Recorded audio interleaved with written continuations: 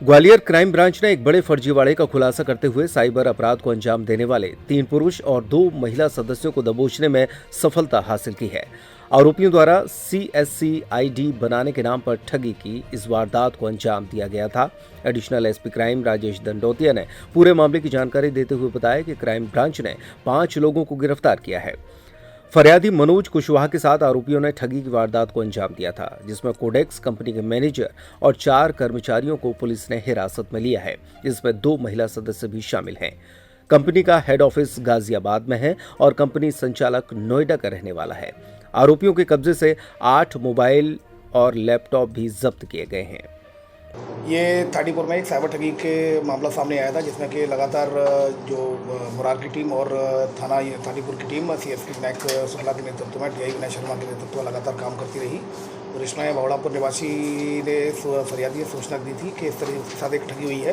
वो सेंटर कहीं थाटीपुर के मयूर मार्केट में चल रहा है। और ये कंपनी का जो नाम बताया था कोडेक्स कंपनी थी, उसका नाम बताया। उसका एक जो ब्रांच है वो यहाँ चल रही है। वो मूल रूप से जो कंपनी है वो गाजियाबाद की है, मेन कंपनी।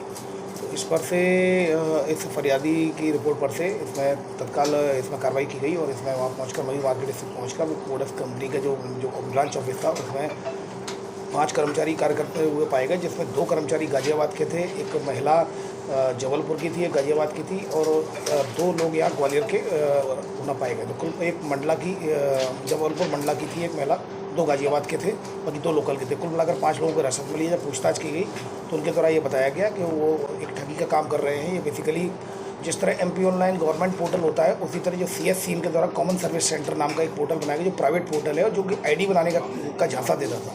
इनके द्वारा कस्टमरों को फ़ोन किया जाता था अपने कॉल सेंटर से कि हम आपकी ID बनाएंगे और उसकी फिर रजिस्ट्रेशन फ़ीस के नाम पर 3500 रुपये चार्ज लेते थे। फिर ट्रेनिंग के नाम पर, इसके अलावा प्रोसेसिंग फ़ीस के नाम पर अन्य कई चार्जेज इनके द्वारा लिए गए। कुल मिलाकर इस व्यक्ति के साथ 50,000 रुपये से ज़्यादा की ठगी की गई और उन्होंने एक्सेप्ट कर लिया गया। फिर उनका जो रिकॉर्ड दिखा गया, उनके द्वारा पूछताछ में बताया कि लगभग 200 लोगों के साथ उनके द्वारा अभी ठगी की गई है और जो कि मध्य प्रदेश ही नहीं बल्कि झारखंड, बिहार, उड़ीसा, राजस्थान, अन्य स्टेटों में भी इनके द्वारा कस्टमरों की ID बनाने के नाम पर उनके साथ धोखाधड़ी की है। और फरियादी के द्वारा ये भी बताया गया था कि जब पैसा पूरा जमा करा लिया गया और पैसों की लगातार मांग करते रहे, वो ID मेरी बनाई नहीं, तब मुझे शक हुआ कि ये फ्रॉड का मामला है। तो मैं चूँकि इलेक्ट्रॉनिक मीडिया के माध्यम से कहना चाहूँगा, कभी भी कोई अगर रजिस्ट्रेशन फ़ीस के नाम पर, प्रोसेसिंग फ़ीस के नाम पर अगर आपसे पैसा लेता है तो आप उसको वेरीफाई करें, ऑथेंटिक वेबसाइट पर जाएँ। CSC जो है, जब ये पता चला है कोडेक्स कंपनी जो है उसका कहीं कोई भी एफिलिएशन किसी मेन कंपनी से नहीं है, अभी तक इस जाँच में ये आया है।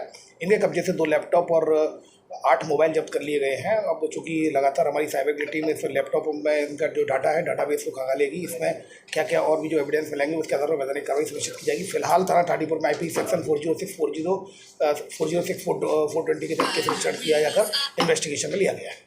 किसी सरकारी योजना का लाभ दिलाने के लिए ID बना रहे थे? देखिए, जिस तरह से आप उसमें आधार कार्ड है और आपको जैसे कोई किसी भी मतलब नौकरी के लिए अगर आपको ऑनलाइन फॉर्म भरना है या फिर कोई हमको रिचार्ज करना है, ये बेसिकली उसके लिए ID बनती है। जैसे MP ऑनलाइन में आपकी ID बनती है, पर वो गवर्नमेंट पोर्टल होता है, ये प्राइवेट पोर्टल है और अपनी ID बनाने के नाम पर धोखाधड़ी ये झांसा उनको दे रहे थे।